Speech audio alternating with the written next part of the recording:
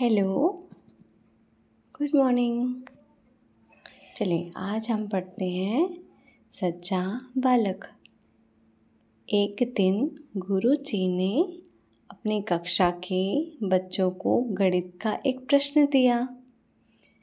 बच्चे प्रश्न को उस समय हल नहीं कर पाए। गुरुजी ने कहा, अच्छा इसे घर से करके आना।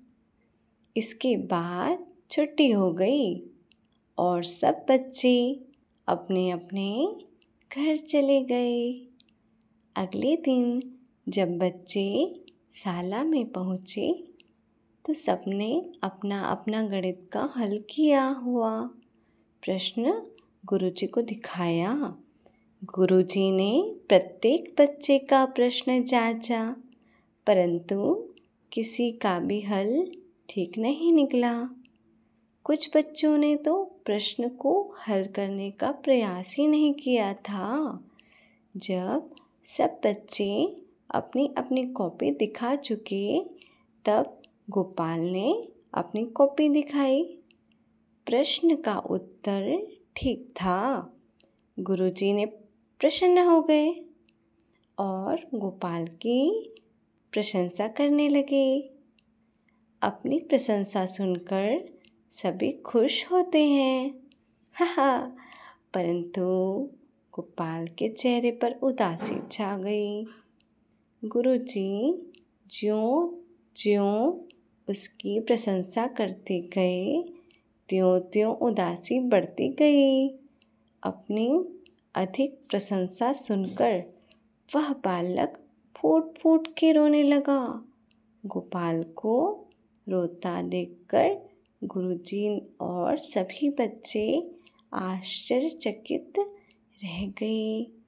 तब गुरुजी ने उसकी पीठ थपथपाते हुए पूछा, बेटा तुम तो बहुत योग्य बच्चे हो, भला रो क्यों रहे हो?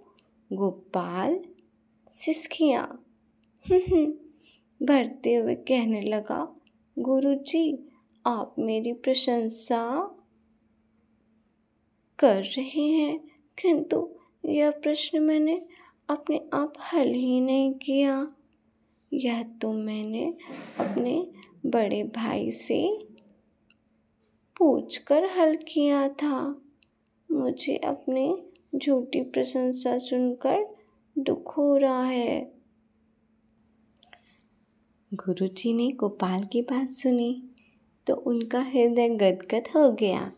उन्होंने उसकी सच्चाई की प्रशंसा करते हुए कहा, बेटा एक दिन तुम अवश्य अपना और वह अपने देश का नाम उज्जवल करोगे। बड़ा होकर वह बालक कौन बना? गोपाल कृष्ण गोखले। गोपाल कृष्ण गोखले के नाम से प्रसिद्ध हुआ।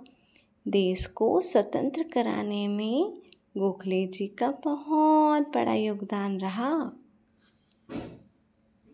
आगे चलते हैं प्रश्न और अभ्यास। गुरुजी द्वारा अपनी प्रशंसा सुनकर गोपाल दुखी क्यों हुआ? गोपाल इसलिए दुखी हुआ था कि जिस कार्य के लिए उसकी प्रशंसा की गई थी, वह कार्य उसने नहीं किया था। गोपाल को सच्चा बालक क्यों कहा गया? अपनी सच्चाई बताने के कारण। राइट, गोपाल को सच्चा बालक कहा गया। तीसरा, गोखले जी क्यों प्रसिद्ध हुए? गोपाल कृष्ण गोखले जी ने अपनी सच्चाई, ईमानदारी और देश सेवा के कारण प्रसिद्ध हुए। चौथा, गोपाल की जगह तुम होते तो क्या करते? आप सभी भी वही करते ना। अगर गोपाल की जगह हम होते तो हम भी अपनी गलती स्वीकार कर लेते। कोई तुम्हारी झूठी प्रशंसा करे तो तुम उससे क्या कहोगे? झूठी प्रशंसा करे तो हम उसे मना करेंगे और उसे सही बात बताएंगे। अपनी प्रशंसा सुनकर बहुत से बच्चे प्रसन्न होते हैं। इस संबंध में तुम्हारा क्या कहना है? इस संबंध में मैं यही कहूँगा कि हमें अपनी प्रशंसा से बचना चाहिए।